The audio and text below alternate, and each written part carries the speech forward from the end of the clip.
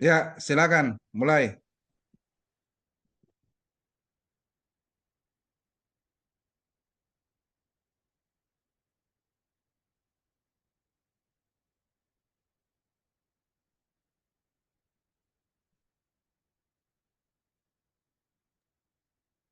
Suara tak kayaknya unmute. Pak, Ya, silakan dimulai.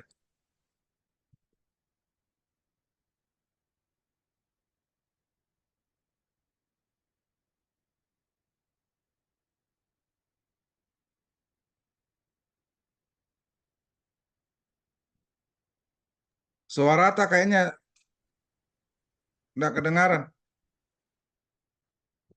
tunggu Pak. Tes tes.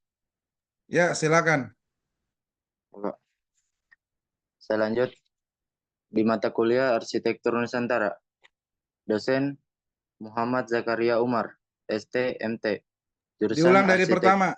Diulang dari pertama. Baik. Tadi nggak kedengaran. Ya, mulai. Assalamualaikum warahmatullahi wabarakatuh.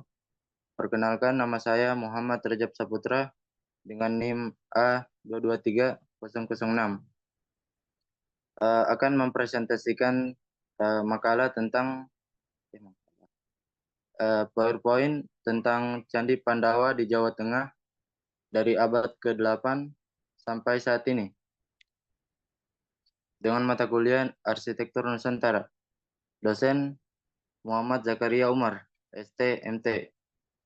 Jurusan Teknik Arsitektur, Fakultas Teknik, Universitas Nahdlatul Ulama Sulawesi Tenggara, 2024. Lanjut, Pak.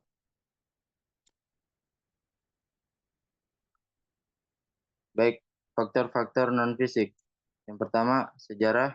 Kedua, geografi. Ketiga, geologi. Keempat, iklim. Kelima, religi. Keenam, sosial. Tujuh, politik dan pemerintahan. Dan delapan, ekonomi. Lanjut, Pak. Sejarah. Candi Pandawa terletak di kompleks candi di Indonesia. Nama Pandawa diambil dari 5 bersaudara dalam cerita Mahabharata. Candi Pandawa adalah bagian penting dari warisan budaya Indonesia yang menunjukkan kejayaan masa lalu, kejayaan Majapahit, serta kekayaan budaya dan sejarah Nusantara. Lanjut, Pak.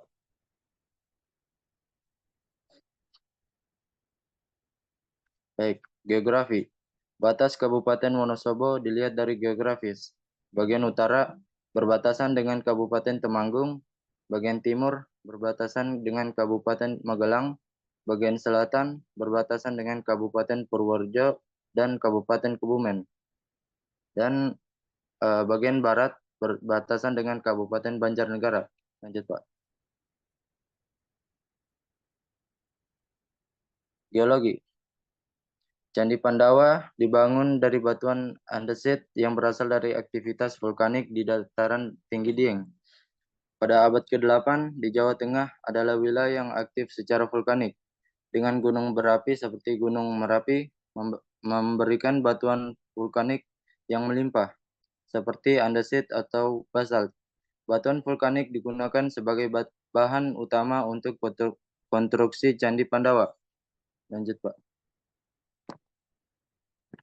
Iklim, tropis lembab. Memiliki iklim pegunungan sejuk dengan suhu rata-rata 10 derajat Celcius hingga 20 derajat Celcius. Musim hujan biasanya terjadi antara bulan November dan bulan Maret, sedangkan musim kemarau terjadi antara bulan April dan Oktober. Namun, pola iklim bisa dipengaruhi oleh fenomena alam yang dapat menyebabkan variasi dalam intensitas dan durasi musim hujan dan kemarau. Lanjut, Pak. Religi. Candi Pandawa pada abad ke-8 berfungsi sebagai pusat penting bagi praktik keagamaan spiritual Hindu. Lanjut, Pak. Sosial. Masyarakat pada abad ke-8 Masehi, sekitar Candi Pandawa terbagi dalam beberapa tingkatan atau kasta sebagai berikut.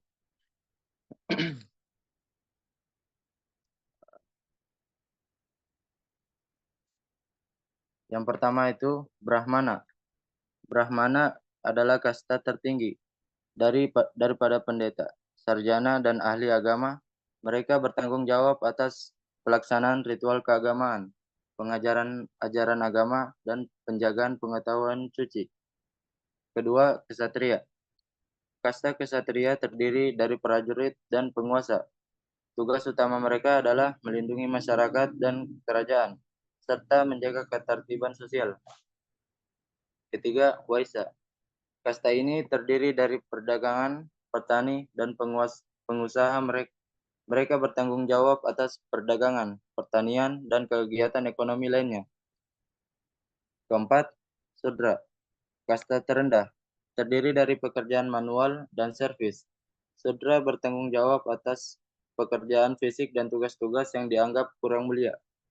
Lanjut, Pak.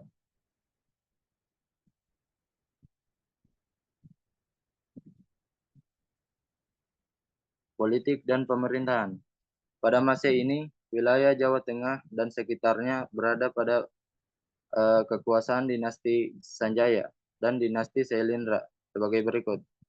A. Dinasti Sanjaya, Rangkai Panangkaran 746 sampai 784 Masehi.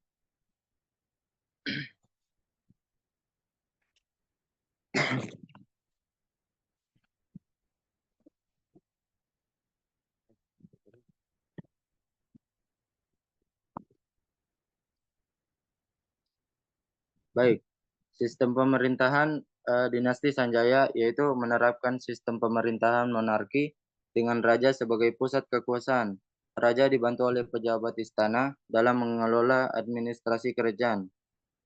B. Dinasti Sailendra atau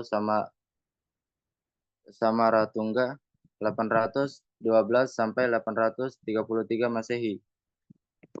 Sistem pemerintahannya yaitu mirip dengan dinasti Sanjaya. Dinasti Sailendra juga menerapkan sistem monarki. Mereka memanfaatkan jaringan perdagangan maritim untuk memperkuat ekonomi dan kekuasaan politik mereka. Lanjut, Pak. Ekonomi. Mata pencaharian pokok masyarakat pada masa lampau adalah bertani, berkebun, berdagang, dan membuat kerajinan. Lanjut, Pak. Baik, yang kedua adalah faktor-faktor fisik. Yang pertama, lokasi dan tapak. Kedua, denah. Ketiga, tampak.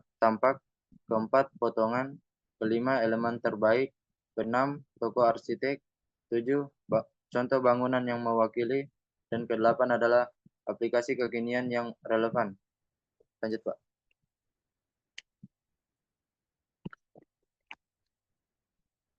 Yang pertama adalah lokasi dan tapak. Lokasi Candi Pandawa terletak pada kota Wonosobo. Lanjut, Pak.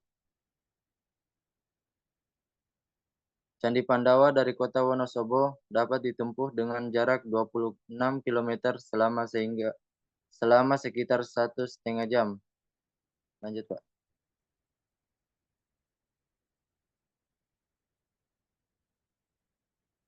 Baik, ini adalah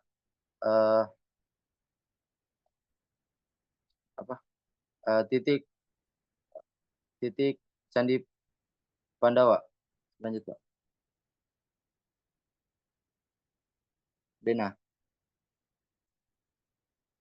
Denah kita bisa melihat bahwa bangunan Candi Pandawa memiliki bentuk yang persegi. Lanjut, Pak.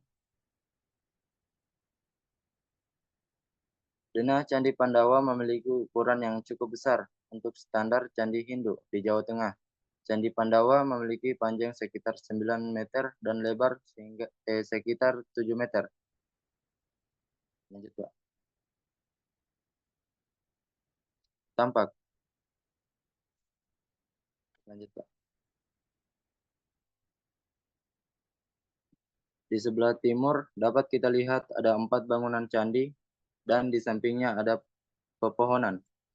Lanjut, Pak. Sebelah barat terdapat pegunungan tinggi Dieng. Maka dari itu, candi ini disebut dataran tinggi Dieng. Lanjut, Pak.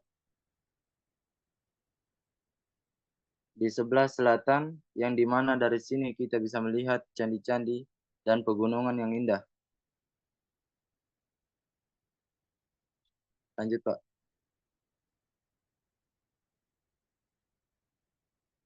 Sebelah utara.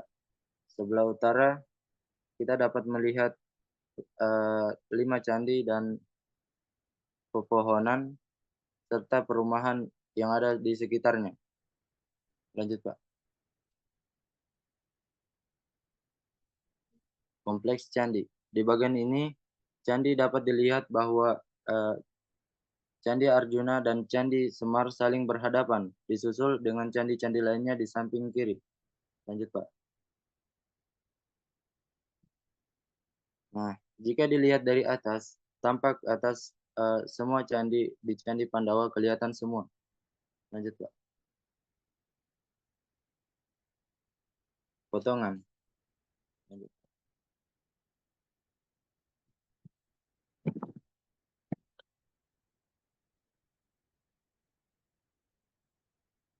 Di sini dapat kita lihat bahwa Candi Pandawa memiliki 3 potongan, yaitu Arupadatu, Rupadatu, dan Kamadatu. Kamadatu ialah kaki dari bangunan candi. Rupadatu ialah badan dari bangunan candi. Dan Arupadatu adalah kepala atau puncak dari bangunan candi. Lanjut, Pak. Candi Dieng yang kita kenal sebagai Candi Pandawa memiliki 5 candi yang memiliki potongan atau elemen penting sebagai berikut. 1. Candi Arjuna. Candi Arjuna memiliki struktur penting dengan atap yang bertingkat-tingkat. Dia dihiasi dengan relung yang berisi arca. Pintu masuk ke pintu masuk ke candi ini seringkali dihiasi dengan ukiran dan diapit oleh patung-patung penjaga relief yang menggambarkan cerita dari Mahabharata dan motif-motif alam. Lanjut, Pak. Candi Semar. Candi Semar terletak di depan Candi Arjuna dan berfungsi sebagai pendamping bentuknya lebih kecil dan lebih sederhana dibandingkan dengan Candi Arjuna. Ruang dalam yang kosong yang memungkinkan pernah berisi arca atau digunakan untuk ritual keagamaan. Lanjut, Pak. Candi Sri Kandi memiliki 3 relung di dinding luar yang kemungkinan besar digunakan untuk menempatkan arca-arca dewa. Lanjut, Pak. Candi Puntadewa. Candi Puntadewa serupa dengan Candi Arjuna, tetapi candi ini memiliki ukuran bangunan yang lebih kecil. Nama lain Puntadewa adalah Yudhishthira dalam cerita Mahabharata. Lanjut, Pak. Candi yang terakhir adalah Candi Sembrada. Candi ini memiliki arsitektur yang mirip dengan candi-candi lainnya di Pandawa dengan ornamen dan relief yang indah. Lanjut, Pak. Elemen terbaik. Lanjut, Pak. 1. Gua Garba. Gua ini adalah pintu masuk ke dalam candi. Lanjut, Pak. Yang kedua adalah makrokosmos dan mikrokosmos. Dapat kita lihat di dalam candi ini ada 3 dunia, yaitu dunia atas, dunia tengah, dan dunia bawah. Lanjut, Pak. 3. Maya dan pembebasan dari Maya. Pembebasan dari Maya yaitu titik puncak dari candi ini.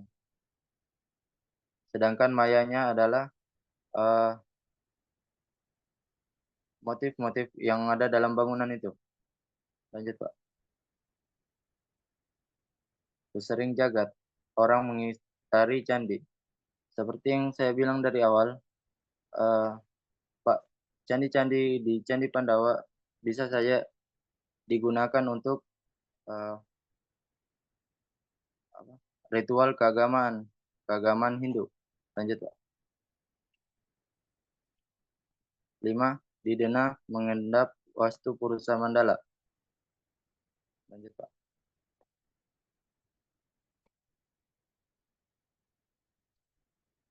Keenam, Lingga dan Yoni. Di atas adalah Lingga dan di bawah adalah Yoni. Lanjut, Pak. Tokoh arsitek. Raja Rangkai Panangkaran dari dinasti Sailendra pada abad ke-8 Masehi.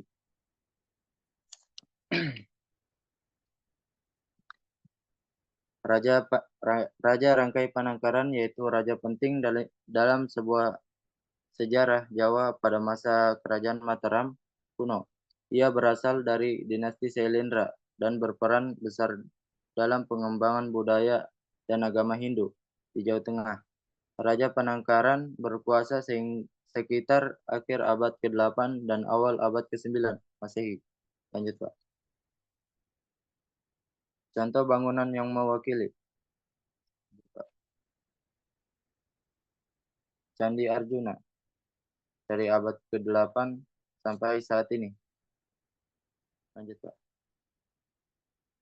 Aplikasi kekinian yang relevan. Lanjut, Pak. Di sebelah kiri ada Candi Arjuna dan di sebelah kanan adalah Petronas Twin Tower, Malaysia. Kedua bangunan tersebut memiliki kesamaan yaitu di bagian atasnya, bagian kepalanya yang sama-sama memiliki satu titik. Lanjut, Pak. Di sebelah kiri ada Candi Semar dan di sebelah kanan adalah Rumah Adat Jawa Sokowodo. Keduanya memiliki motif bangunan yang hampir mirip. Lanjut, Pak.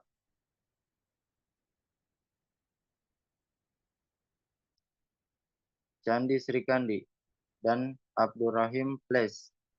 Keduanya sama saja memiliki kesamaan dengan yang pertama tadi. Memiliki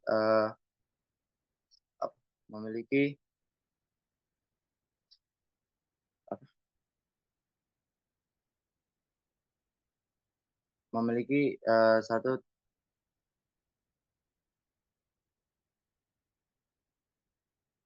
Lanjut, Pak. Daftar pusaka. Lanjut, Pak. Lanjut, Pak. Terima kasih.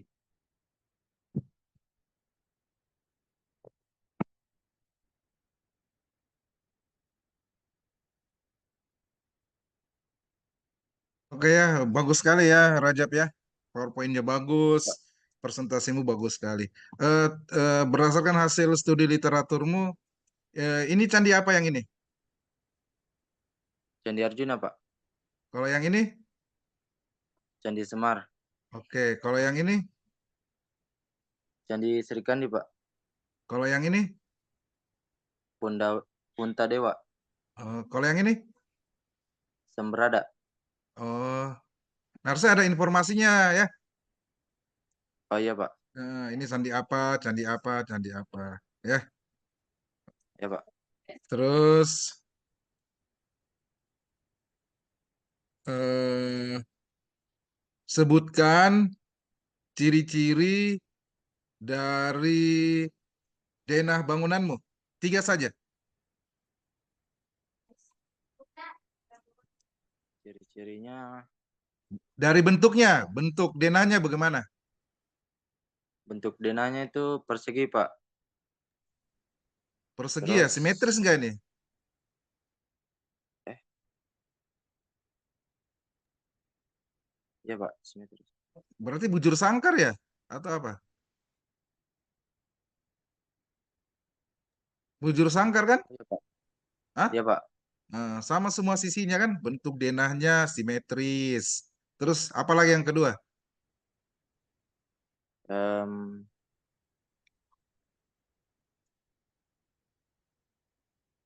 Apa? Terdapat bentuk aksis satu garis lurus ya? Ini. Oh iya, Pak. Heeh. Oke, yang ketiga apa? Yang ketiga, Hierarki enggak ini tiap lantai ini? ya Pak, Lantainya nih berhierarki kah? Artinya lantai ada undakan satu, ada undakan dua, ada undakan tiga, gitu. Berhierarki nggak? Berundak-undak nggak? Bertangga-tangga nggak? tidak, Pak. Oh Ah, iya, Pak, bertangga-tangga. ya oke. Coba diulang. Satu, bentuknya bagaimana? Satu bentuknya simetris, Bentuknya bentuk bujur. bentuk bujur sangkar yang Terus yang kedua, bentuk denah terdapat satu aksis satu aksis yang lurus. garis. Ya, yang ketiga, eh lantainya berundak, berundak-undak. Lantainya berundak-undak, Pak. Ya, coba diulang. Satu, bentuk denah. Bentuknya simetris, Simetris lagi bentuk denah bujur apa oh bentuk denah bujur sangkar. ya bujur sangkar sederhana. Oke, lanjut yang kedua. Yang kedua itu Terdapat satu eh, aksis garis. satu aksis garis lurus. Yang ketiga lantai. Lantai berundak-undak. Oke, bagus. Terus yang ketiga Bapak mau tanya pertanyaan penutup, apa kesanmu terhadap mata kuliah ini?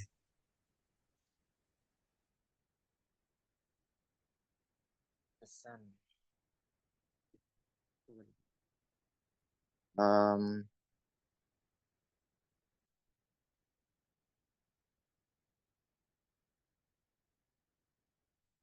ya, bagus saja, Pak. Apa? Keren. Kok keren?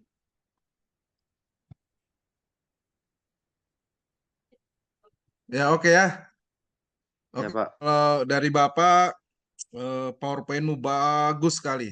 Ya, eh, isinya Pak. bagus sekali. Terus cara kamu mempresentasikan bagus sekali ya, sesuai dengan harapannya Bapak. Ya, Pak. Ya, ke depannya eh, Bapak harapkan ke depannya setiap perancangan kamu selalu mengadaptasi kelokalan kita ya dalam setiap tugas-tugasmu mungkin atau nanti tugas akhirmu nanti sehingga jati diri arsitektur lokal kita lebih berkelanjutan. Ya, Pak. Oke, terima kasih banyak Rajab. Pokoknya tugasmu ini bagus sekali ya, luar biasa. Oke, Ya, Pak. Assalamualaikum warahmatullahi wabarakatuh. Waalaikumsalam warahmatullahi wabarakatuh.